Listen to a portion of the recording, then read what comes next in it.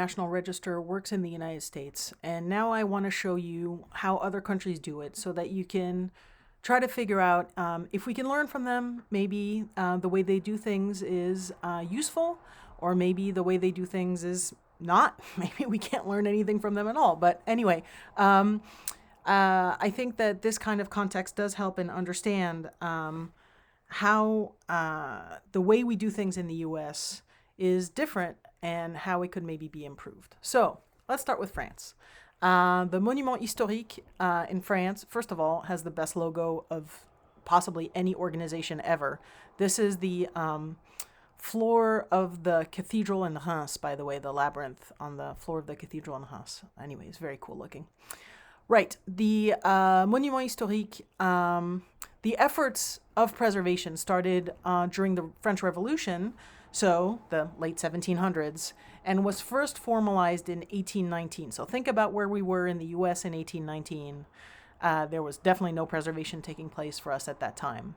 But by that date in France, it was already part of the law. And by 1840, 934 monuments were listed.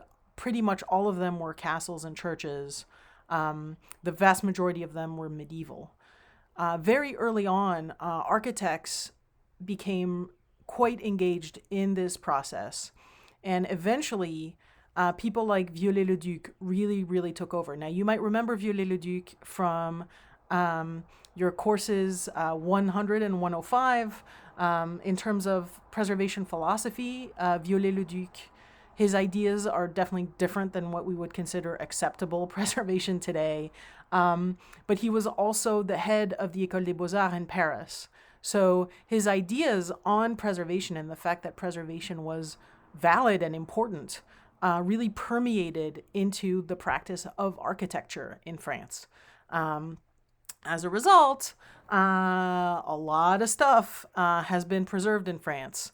So by 1943, protection of sites extended not just to the site itself, but also to a 500-meter visibility radius. In other words, for every single protected site in France, the view shed of that building is also protected for half a kilometer. So that's quite a distance. That's more than a quarter mile. In 1962, they added a new classification called secteur sauvegardé. In other words, this is kind of the district nomination. There are 97 districts in France today.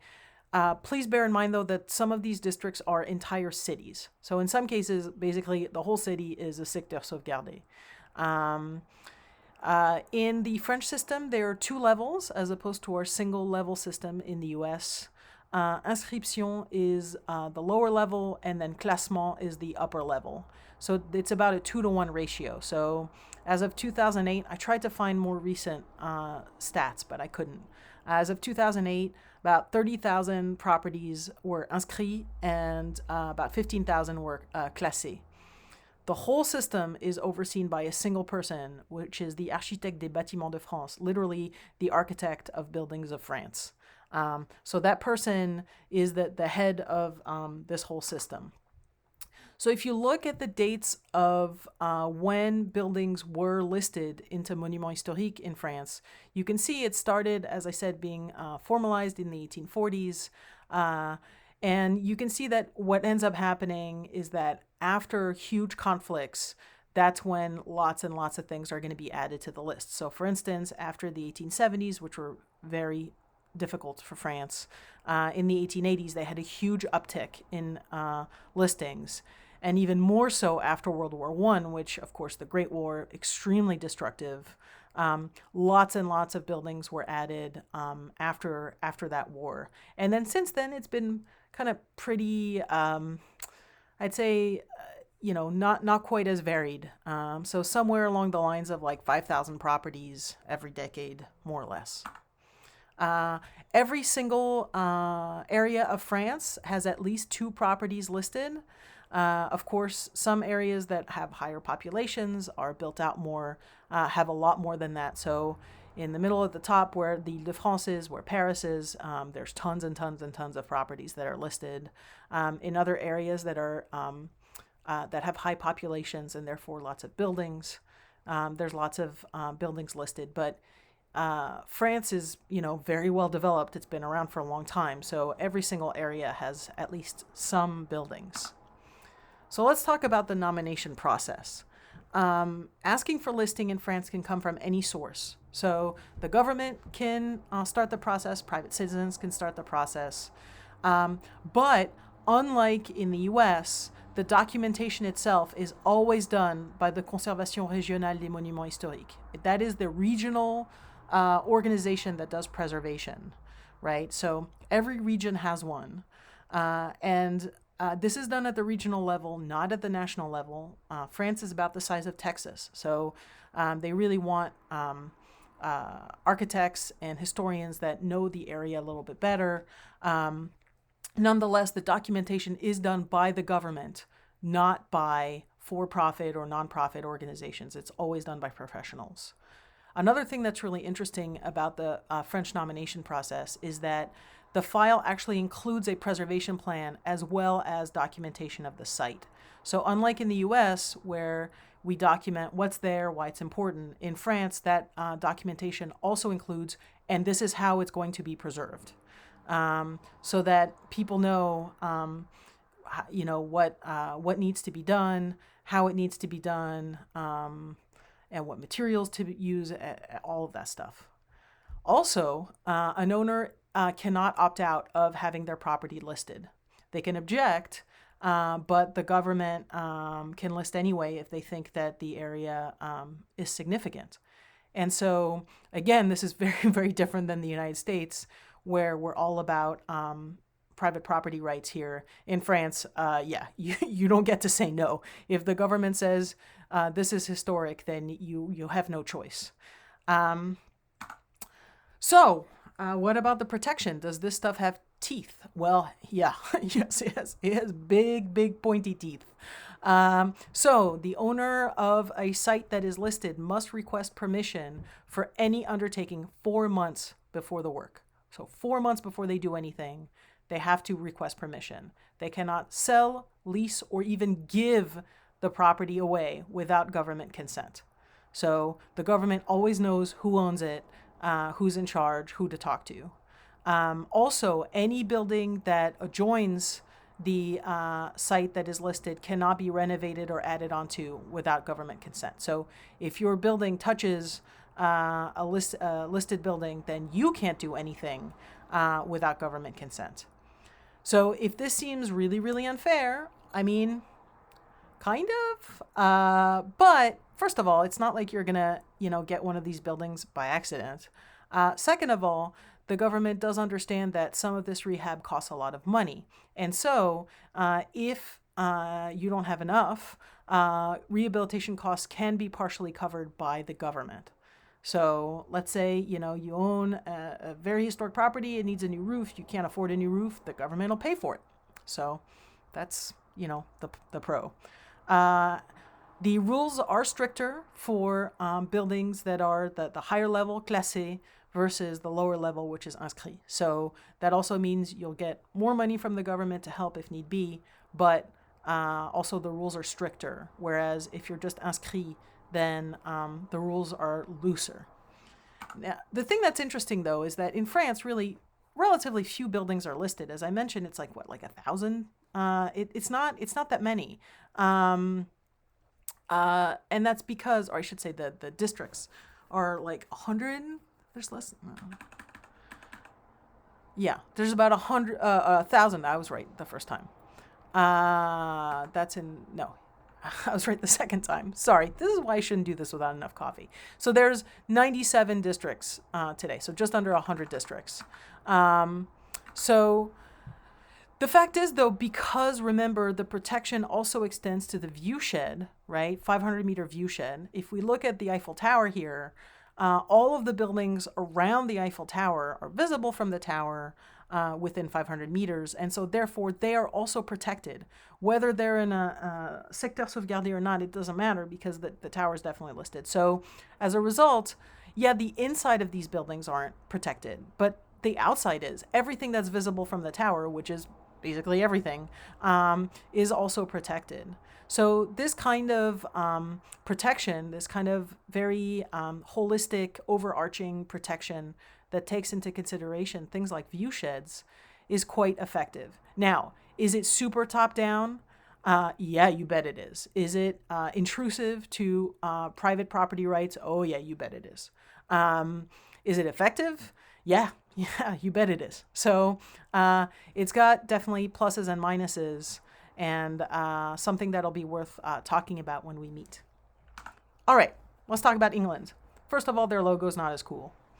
Second of all, they started the process later than France, although, I mean, because they're not continental Europe, they also didn't have quite as much destruction, so that makes sense. So they started formalizing their preservation in the 1880s, and their uptick took place after World War II as opposed to after World War I for the same reasons. And their system is called the Statutory List of Buildings of Special Architectural or Historic Interests because they're very British. This whole thing is administered by English Heritage. They have about 500,000 buildings listed. So England has a system, Scotland has a system, Ireland has a system. So all of the UK has their system, but it's decentralized for obvious reasons as opposed to France. So in England, the application process is, wow. So anyone can apply, and it's super simple. This is the whole thing. The applicant info, the location of the property, why you're applying, any supporting documents, threats, and the owner contact info. The whole application, like the form itself, is super simple. And I kid you not, you guys, the form itself gives you like phone numbers, people you can actually call and talk to if you need help. And there's also an option for if you're hard of hearing so that you can speak to, or I guess write to people and get actual answers from actual human beings. And the whole thing is very kind of, I don't want to say informal, but very flexible so that kind of anybody can do this and, you know, talk to an actual person. And the whole process takes about 5 months, but it can take less if there's an emergency, if there's a real threat for the historic site, as opposed to the black hole we have in the United States. Now, their listing types, they have 3. Their grade 1 buildings are of exceptional interest, sometimes considered to be internationally important. That's 2.5% of their listing. Grade 2 star, particularly important buildings of more than special interest. That's 5.5%. And then grade 2 is kind of their lower level, buildings that are nationally important and of special interest.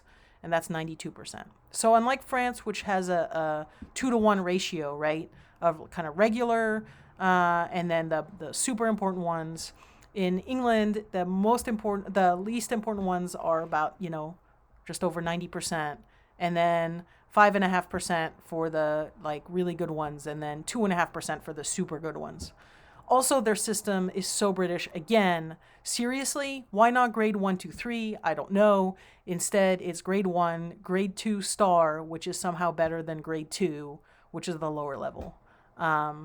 It's so British. I can't get over it. Anyway, still, these listing types are well known for English people. They understand how this works. And in England, basically, anything that's existed since before 1600s is probably listed already. And you'll notice that like the new stuff, and by new stuff, I mean anything in the 20th century, is like 3.2% of everything that's been listed. I mean, it's really, really geared towards a lot of the much older heritage, again, because that's what they have. The protection here is, again, strong, not quite as strong as France, but a listed building may not be demolished, extended, in other words, added to, or altered without special permission from the local planning authority. So unlike in France, where it's very, very centralized, in England and in the UK in general, it is more decentralized in that it's the local planning authority, not the regional and national Monuments Historiques that does it. However, you do need approval to demolish, extend, or alter, which is basically the same as in France. So the protections are still very, very strong. It's just that they're a little bit more flexible, more local, than they are in France. And this is a direct quote from the English system. Each building is different, and so there are no sweeping rules for what you can and can't do without consent. Most buildings are very flexible, but consent is needed for anything that might risk detracting from what makes that building special. And I just cannot even imagine this kind of language being used in the United States. We're all about sweeping rules here, but it's certainly something to think about is, you know, is it possible to include flexibility in the system? How would we do that? Anyway, that's England and France. When we meet to talk, I will want to find out from you what you think about these. Can we learn from them? Yeah, and that's it. Thank you very much.